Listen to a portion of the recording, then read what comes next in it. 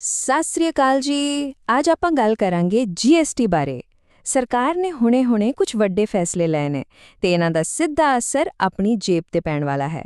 ਤਾਂ ਚਲੋ ਬਿਲਕੁਲ ਸੌਖੇ ਤਰੀਕੇ ਨਾਲ ਸਮਝਦੇ ਹਾਂ ਕਿ ਇਹ ਸਾਰਾ ਮਾਮਲਾ ਹੈ ਕੀ। ਤਾਂ ਫਿਰ ਸਭ ਤੋਂ ਪਹਿਲਾ ਸਵਾਲ ਤਾਂ ਇਹੀ ਉੱਠਦਾ ਹੈ ਕਿ ਆਖਿਰ ਇਹ ਜੀਐਸਟੀ ਜਿਸ ਦੀ ਇੰਨੀ ਗੱਲ ਹੁੰਦੀ ਹੈ, ਇਹ ਹੈ ਕੀ ਚੀਜ਼?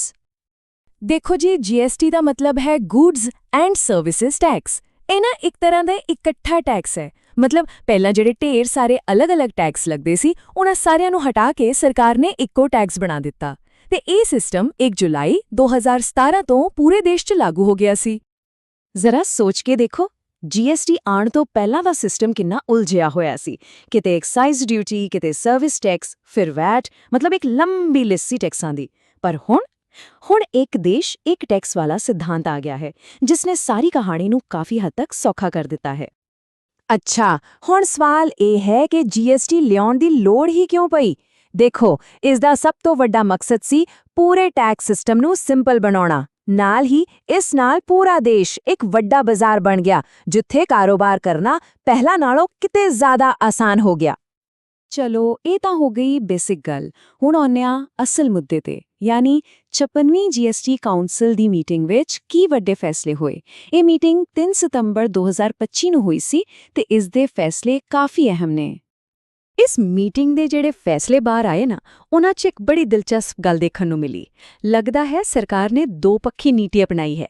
ਇੱਕ ਪਾਸੇ ਤਾਂ ਆਮ ਲੋਕਾਂ ਨੂੰ ਰਾਹਤ ਦਿੱਤੀ ਗਈ ਤੇ ਦੂਜੇ ਪਾਸੇ ਕੁਝ ਚੀਜ਼ਾਂ ਤੇ ਕਾਫੀ ਸਖਤੀ ਵੀ ਕੀਤੀ ਗਈ। ਤਾਂ ਸਭ ਤੋਂ ਪਹਿਲਾਂ ਗੱਲ ਕਰਦੇ ਹਾਂ ਚੰਗੀ ਖਬਰ ਦੀ, ਯਾਨੀ ਰਾਹਤ ਦੀ। ਘਰਾਂ ਲਈ ਇਹ ਬਹੁਤ ਵੱਡੀ ਖੁਸ਼ਖਬਰੀ ਹੈ। ਦੇਖੋ, ਦੁੱਧ, ਪਨੀਰ, ਘਿਓ, ਮੱਖਣ, ਇੱਥੋਂ ਤੱਕ ਕਿ ਸੁੱਕੇ ਮੇਵਿਆਂ ਵਰਗੀਆਂ ਰੋਜ਼ ਦੀਆਂ ਚੀਜ਼ਾਂ ਤੇ ਜੀਐਸਟੀ ਘਟਾ ਦਿੱਤਾ ਗਿਆ ਹੈ। ਤੇ ਕਮਾਲ ਦੀ ਗੱਲ ਇਹ ਹੈ ਕਿ ਬ੍ਰੈਡ, ਪਰਾਠਾ, ਪੀਜ਼ਾ ਬ੍ਰੈਡ, ਇਹਨਾਂ ਨੂੰ ਤਾਂ ਹੁਣ ਟੈਕਸ ਤੋਂ ਛੋਟ ਹੀ ਮਿਲ ਗਈ ਹੈ। ਤੇ ਗੱਲ ਸਿਰਫ ਸਮਾਨ ਤੱਕ ਹੀ ਨਹੀਂ ਰੁਕੀ, ਸੇਵਾਵਾਂ ਵੀ ਸਸਤੀਆਂ ਹੋਈਆਂ ਨੇ। ਜਿਵੇਂ ਕਿ ਜੇ ਕੋਈ 7500 ਰੁਪਏ ਤੱਕ ਦੇ ਹੋਟਲ ਕਮਰੇ 'ਚ ਰੁਕਦਾ ਹੈ ਤਾਂ ਟੈਕਸ 12% ਤੋਂ ਸਿੱਧਾ 5% ਹੋ ਗਿਆ ਹੈ। ਇਸੇ ਤਰ੍ਹਾਂ 100 ਰੁਪਏ ਤੱਕ ਦੀਆਂ ਫਿਲਮਾਂ ਦੀਆਂ ਟਿਕਟਾਂ ਤੇ ਵੀ ਜੀਐਸਟੀ ਘਟ ਗਿਆ ਹੈ। ਤੇ ਬਿਊਟੀ ਪਾਰਲਰ ਜਾਣ ਵਾਲਿਆਂ ਲਈ ਵੀ ਖੁਸ਼ਖਬਰੀ ਹੈ, ਕਿਉਂਕਿ ਸੁੰਦਰਤਾ ਸੇਵਾਵਾਂ ਤੇ ਟੈਕਸ 18% ਤੋਂ ਘਟਾ ਕੇ ਸਿਰਫ 5% ਕਰ ਦਿੱਤਾ ਗਿਆ ਹੈ। ਹਾਂ, ਤੇ ਇਹ ਸਾਰੀਆਂ ਨਵੀਆਂ ਦਰਾਂ ਕਦੋਂ ਤੋਂ ਲਾਗੂ ਹੋਣਗੀਆਂ? ਇਹ ਤਾਰੀਖ ਨੋਟ ਕਰ ਲਓ, 22 ਸਤੰਬਰ 2025। ਇਸ ਦਿਨ ਤੋਂ ਇਹ ਸਭ ਸਸਤਾ ਹੋ ਜਾਵੇਗਾ। ਪਰ ਜਿਵੇਂ ਆਪਾਂ ਪਹਿਲਾਂ ਗੱਲ ਕੀਤੀ ਸੀ, ਇਹ ਤਾਂ ਕਹਾਣੀ ਦਾ ਸਿਰਫ ਇੱਕ ਪਾਸਾ ਸੀ। ਹੁਣ ਦੇਖਦੇ ਹਾਂ ਸਿੱਕੇ ਦਾ ਦੂਜਾ ਪਾਸਾ, ਯਾਨੀ ਸਰਕਾਰ ਨੇ ਸਖਤੀ ਕਿੱਥੇ-ਕਿੱਥੇ ਕੀਤੀ ਹੈ। 40%। ਜੀ ਹਾਂ, 40%। ਇਹ ਆંકੜਾ ਸੁਣ ਕੇ ਇੱਕਦਮ ਝਟਕਾ ਲੱਗਦਾ ਹੈ ਨਾ? ਪਰ ਸਵਾਲ ਇਹ ਹੈ ਕਿ ਇਹ ਇੰਨਾ ਭਾਰੀ ਟੈਕਸ ਲੱਗਿਆ ਕਿਸ ਤੇ ਹੈ? ਤਾਂ ਇਹ 40% ਦਾ ਭਾਰੀ ਭਰਕਮ ਜੀਐਸਟੀ ਲਗਾਇਆ ਗਿਆ ਹੈ ਆਨਲਾਈਨ ਗੇਮਿੰਗ, ਕੈਸੀਨੋ ਅਤੇ ਹਾਂ, ਆਈਪੀਐਲ ਤੇ ਵੀ। ਸਰਕਾਰ ਦਾ ਇਸ਼ਾਰਾ ਬਿਲਕੁਲ ਸਾਫ਼ ਹੈ, ਉਹ ਅਜਿਹੀਆਂ ਚੀਜ਼ਾਂ ਤੇ ਹੋਣ ਵਾਲੇ ਖਰਚ ਨੂੰ ਕੰਟਰੋਲ ਕਰਨਾ ਚਾਹੁੰਦੀ ਹੈ। ਇਸ ਤੋਂ ਇਲਾਵਾ ਤੰਬਾਕੂ, ਗੁਟਕਾ ਤੇ ਸਿਗਰਟ ਤੇ ਵੀ ਸ਼ਿਕੰਜਾ ਕੱਸਿਆ ਗਿਆ ਹੈ। ਹੁਣ ਇਨ੍ਹਾਂ ਤੇ ਟੈਕਸ ਲਗਾਉਣ ਦਾ ਤਰੀਕਾ ਹੀ ਬਦਲ ਦਿੱਤਾ ਗਿਆ ਹੈ, ਪਹਿਲਾਂ ਨਾਲੋਂ ਸਖਤ ਕਰ ਦਿੱਤਾ ਹੈ। ਹੁਣ ਟੈਕਸ ਲੱਗੇਗਾ ਰੀਟੇਲ ਸੇਲ ਪ੍ਰਾਈਸ, ਯਾਨੀ ਆਰਐਸਪੀ ਤੇ। ਮਤਲਬ ਸਾਫ਼ ਹੈ, ਇਹ ਚੀਜ਼ਾਂ ਹੋਰ ਮਹਿੰਗੀਆਂ ਹੋਣਗੀਆਂ। ਆਮ ਲੋਕਾਂ ਅਤੇ ਸਖਤੀ ਤੋਂ ਹਟ ਕੇ ਹੁਣ ਗੱਲ ਕਰਦੇ ਹਾਂ ਕਾਰੋਬਾਰੀਆਂ ਦੀ। ਉਨ੍ਹਾਂ ਲਈ ਵੀ ਇਸ ਮੀਟਿੰਗ ਵਿੱਚ ਕਾਫੀ ਕੁਝ ਚੰਗਾ ਨਿਕਲ ਕੇ ਆਇਆ ਹੈ। ਸਰਕਾਰ ਨੇ ਵਪਾਰ ਨੂੰ ਸੌਖਾ ਬਣਾਉਣ ਲਈ ਕਈ ਵੱਡੇ ਕਦਮ ਚੁੱਕੇ ਨੇ। 90%।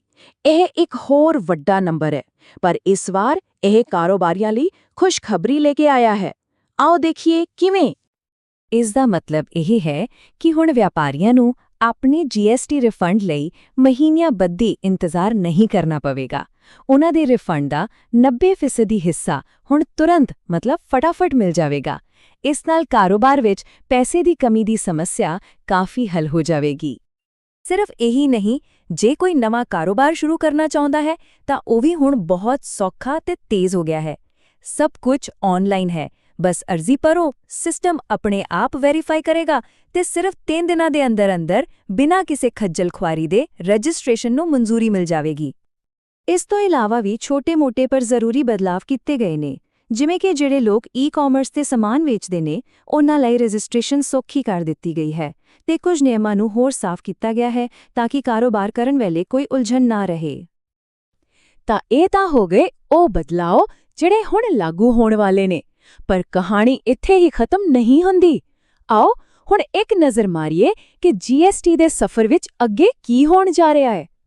ਇੱਕ ਬਹੁਤ ਵੱਡਾ ਕਦਮ ਹੈ GST ਅਪੀਲੀ ਟ੍ਰਿਬਿਊਨਲ, ਜਿਸ ਨੂੰ G-STAT ਕਹਿੰਦੇ ਨੇ, ਉਸ ਦੀ ਸ਼ੁਰੂਆਤ। ਸੌਖੇ ਸ਼ਬਦਾਂ 'ਚ ਕਹੀਏ ਤਾਂ ਇਹ ਟੈਕਸ ਨਾਲ ਜੁੜੇ ਝਗੜਿਆਂ ਨੂੰ ਨਿਪਟਾਉਣ ਲਈ ਇੱਕ ਖਾਸ ਅਦਾਲਤ ਹੋਵੇਗੀ। ਇਹ ਸਤੰਬਰ 2025 ਤੋਂ ਕੇਸ ਲੈਣਾ ਸ਼ੁਰੂ ਕਰ ਦੇਵੇਗੀ ਤੇ ਸਰਕਾਰ ਦਾ ਟੀਚਾ ਹੈ ਕਿ ਜੂਨ 2026 ਤੱਕ ਸਾਰੇ ਪੁਰਾਣੇ ਕੇਸ ਖਤਮ ਕਰ ਦਿੱਤੇ ਜਾਣ। ਦੇਸ਼ ਦੇ ਮੇਕ ਇਨ ਇੰਡੀਆ ਮਿਸ਼ਨ ਨੂੰ ਹੁਲਾਰਾ ਦੇਣ ਲਈ ਵੀ ਇੱਕ ਅਹਿਮ ਫੈਸਲਾ ਲਿਆ ਗਿਆ ਹੈ। ਰੱਖਿਆ ਖੇਤਰ ਯਾਨੀ ਡਿਫੈਂਸ ਨਾਲ ਜੁੜੇ ਸਮਾਨ ਜਿਵੇਂ ਕਿ ਮਿਜ਼ਾਈਲਾਂ, ਡਰੋਨ, ਇਹਨਾਂ ਦੇ ਦੇਸ਼ ਵਿੱਚ ਬਣਨ ਤੇ IGST ਤੋਂ ਛੋਟ ਦਿੱਤੀ ਗਈ ਹੈ। ਇਹ ਇੱਕ ਬਹੁਤ ਹੀ ਰਣਨੀਤਿਕ ਕਦਮ ਹੈ। ਜੇਕਰ ਇਸ ਪੂਰੀ 56ਵੀਂ ਕਾਉਂਸਲ ਮੀਟਿੰਗ ਦੇ ਫੈਸਲਿਆਂ ਨੂੰ ਇੱਕ ਲਾਈਨ 'ਚ ਸਮਝਣਾ ਹੋਵੇ ਤਾਂ ਉਹ ਇਹ ਹੈ, ਜ਼ਰੂਰੀ ਚੀਜ਼ਾਂ ਨੂੰ ਸਸਤਾ ਕਰੋ ਪਰ ਨਸ਼ਿਆਂ ਅਤੇ ਫਜ਼ੂਲ ਖਰਚੀ ਤੇ ਕੰਟਰੋਲ ਰੱਖੋ। ਤਾਂ ਸੰਦੇਸ਼ ਬਿਲਕੁਲ ਸਾਫ਼ ਹੈ। ਸਰਕਾਰ ਇੱਕ ਸੰਤੁਲਨ ਬਣਾਉਣ ਦੀ ਕੋਸ਼ਿਸ਼ ਕਰ ਰਹੀ ਹੈ। ਇੱਕ ਪਾਸੇ ਆਮ ਆਦਮੀ ਦੀ ਰੋਜ਼ਾਨਾ ਜ਼ਿੰਦਗੀ ਨੂੰ ਸੌਖਾ ਬਣਾਉਣ ਲਈ ਰਾਹਤ ਦਿੱਤੀ ਜਾ ਰਹੀ ਹੈ ਤੇ ਦੂਜੇ ਪਾਸੇ ਐਸ਼ੋ-ਆਰਾਮ ਤੇ ਫਜ਼ੂਲ ਖਰਚੀ ਤੇ ਸਖਤੀ ਕਰਕੇ ਆਰਥਿਕਤਾ 'ਚ ਅਨੁਸ਼ਾਸਨ ਲਿਆਂਦਾ ਜਾ ਰਿਹਾ ਹੈ। ਤੇ ਇਹੀ ਗੱਲ ਸਾਨੂੰ ਇੱਕ ਵੱਡੇ ਸਵਾਲ ਤੇ ਲਿਆ ਕੇ ਖੜਾ ਕਰਦੀ ਹੈ। ਰਾਹਤ ਅਤੇ ਸਖਤੀ ਦੇ ਸੰਤੁਲਨ ਵਾਲੀ ਇਹ ਰਣਨੀਤੀ ਆਉਣ ਵਾਲੇ ਸਮੇਂ ਵਿੱਚ ਭਾਰਤ ਦੀ ਆਰਥਿਕਤਾ ਨੂੰ ਕਿਸ ਦਿਸ਼ਾ ਵੱਲ ਲੈ ਕੇ ਜਾਵੇਗੀ? ਖੈਰ, ਇਹ ਤਾਂ ਆਉਣ ਵਾਲਾ ਸਮਾਂ ਹੀ ਦੱਸੇਗਾ। ਅਗਲੀ ਵਾਰ ਫਿਰ ਮਿਲਾਂਗੇ। ਸਤਿ ਸ੍ਰੀ ਅਕਾਲ।